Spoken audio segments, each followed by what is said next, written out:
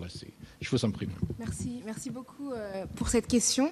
Je tiens tout d'abord à remercier les Nations Unies de m'avoir invité et à remercier également la francophonie de m'avoir permis d'être ici. Je suis très heureuse et très honorée de m'exprimer après tant de personnes de très grande qualité. C'est un plaisir et un honneur et un ravissement aussi pour les oreilles de vous avoir entendu. Je vous avoue que j'ai même le sentiment de participer à l'Assemblée constituante du Wakanda. C'est tellement merveilleux que j'ai l'impression d'avoir parmi moi les plus belles royautés afro-descendantes du monde. Donc merci beaucoup, merci à tous et à toutes d'être là. Alors je vais répondre à votre question en français. Je voudrais parler en premier lieu pour vous répondre de la question de la liberté d'expression des minorités. Revenir sur quelque chose qui a déjà été évoqué.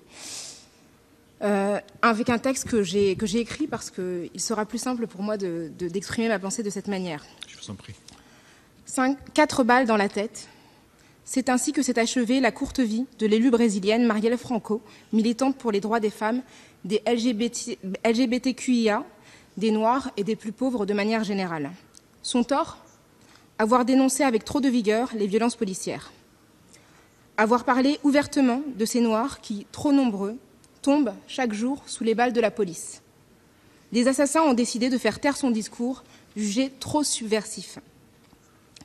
Marielle Franco a payé de sa vie le prix de son courage. Mais à travers le monde, combien de militants, combien de militantes sont ainsi réduits au silence ?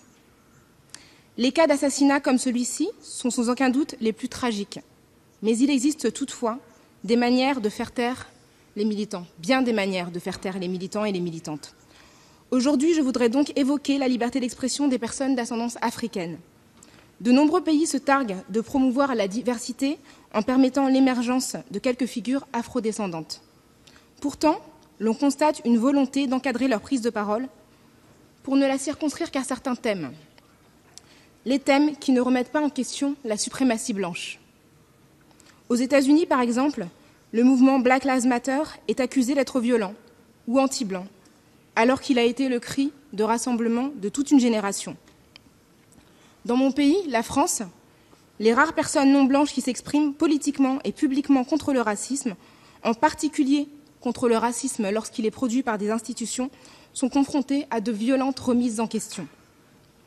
En France, en 1983, la marche pour l'égalité et contre le racisme, inspirée de la marche sur Washington, menée notamment par le révérend Martin Luther King, que le révérend Jesse Jackson a très bien connu. Cette marche pour l'égalité contre le racisme française a été organisée par des jeunes pour dénoncer les crimes racistes et elle a été un grand succès. Il n'a fallu qu'1 an pour que le gouvernement français reprenne le contrôle de la parole antiraciste en créant sa propre association nommée SOS Racisme, ce qui a dépossédé les minorités de leur combat.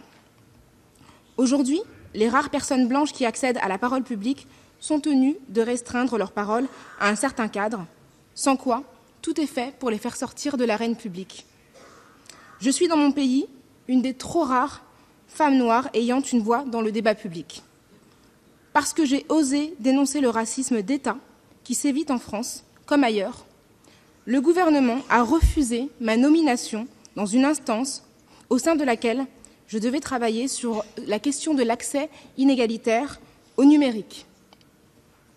Parce que je suis noire, mes propos, lorsqu'ils critiquent mon pays, la France, sont perçus comme une offense, comme si je n'étais pas une citoyenne légitime. Pourtant, ces mêmes propos, prononcés par des personnes blanches, sont accueillis d'une manière tout à fait différente. J'ai la chance de pouvoir faire résonner ma voix jusque dans ces murs.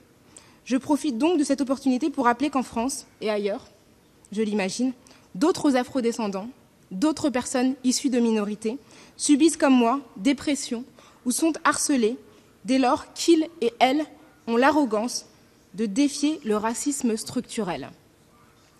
Nous devons, tous et toutes, soutenir les activistes qui ne sont pas parmi nous aujourd'hui et qui chaque jour se battent avec courage sur le terrain pour faire entendre leur voix, parfois au péril de leur vie.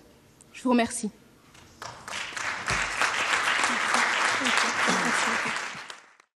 Mademoiselle Diallo.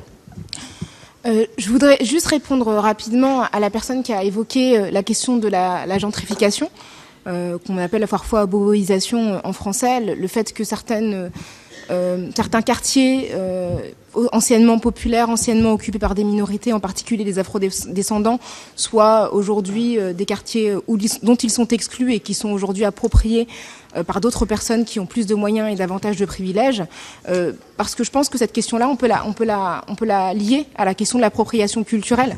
Parce que je crois que c'est un vrai défi pour les afrodescendants aujourd'hui d'être à la fois créateurs et d'être propriétaires de leur création et de pouvoir les revendiquer à la première personne.